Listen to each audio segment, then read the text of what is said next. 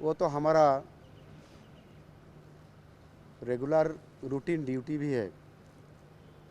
हर सालों में गृह मंत्रालय के साथ उड़ीसा सरकार की गृह मंत्रालय तरफ से हमने लॉ एंड ऑर्डर सिचुएशन के साथ साथ जैसे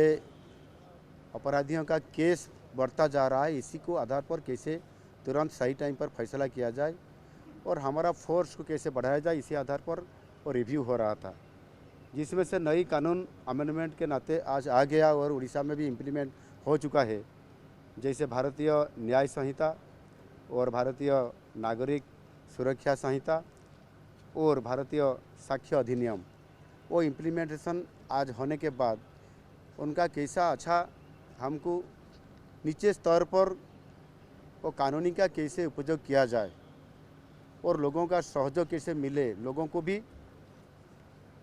जो सचेतन करने के लिए हमने भी कई सारी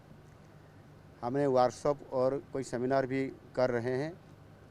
और सचेतन करने के बाद ही लोगों को भी पता चले और कैसे वो हमको सहयोग करें तो जल्द से जल्द वो केस बढ़े। विशेष रूप से उड़ीसा एक शांतिप्रिय राज्य है, वहाँ ज़्यादा बहुत बड़ा केस आपराधिकरण केस नहीं आ रहा है। जैसे हमने बहुत उनको कंट्रोल करने में कोई तकलीफ आई।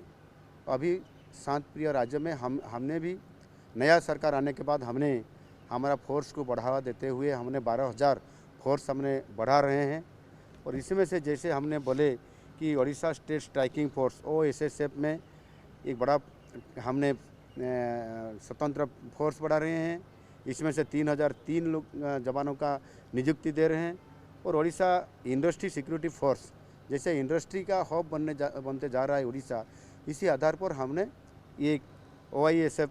फोर्स भी हमने कर रहे हैं। इसी आधार पर 12,000 जवानों को हम नियुक्ति देते हुए और जो हमारा जो बहुत पिछले से बहुत पड़ा हुआ केस को कैसे समाधान किया जाए, इसी आधार पर हमारा डिपार्टमेंट को हमने स्ट्रेंथन करने के लिए भी कोशिश कर रहे हैं और आज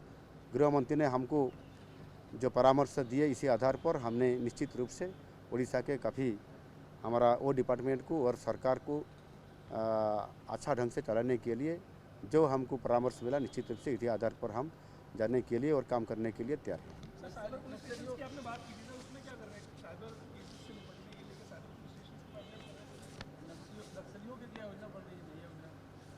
हाँ, नहीं, साइबर जो आपने मैं बोला हूँ कि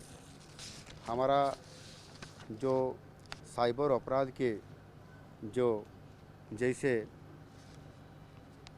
आज केस बढ़ता जा रहा है, इसी आधार पर साइबर अपराध के बुनियादी ढांचों को मजबूत करने के लिए हम एक Orissa cyber crime command centre की स्थापना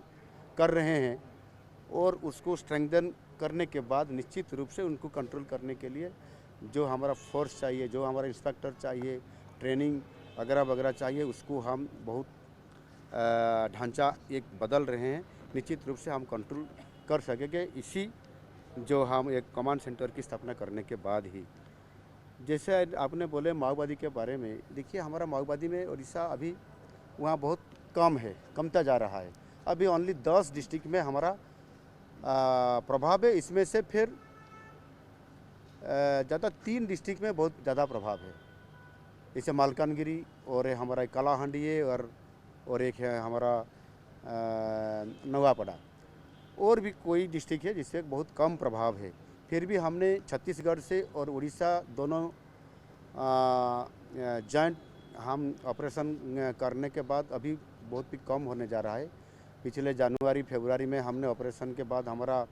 17-18 लोग को मार दिया गया था और भी कोई अभी बहुत लोग सारे वो सरेंडर कर रहे हैं। इसी आधार पर हमने जैसे सक्रिय भूमिका निभा रहे हैं उड़ीसा में, निश्चित रूप से अगले मार्च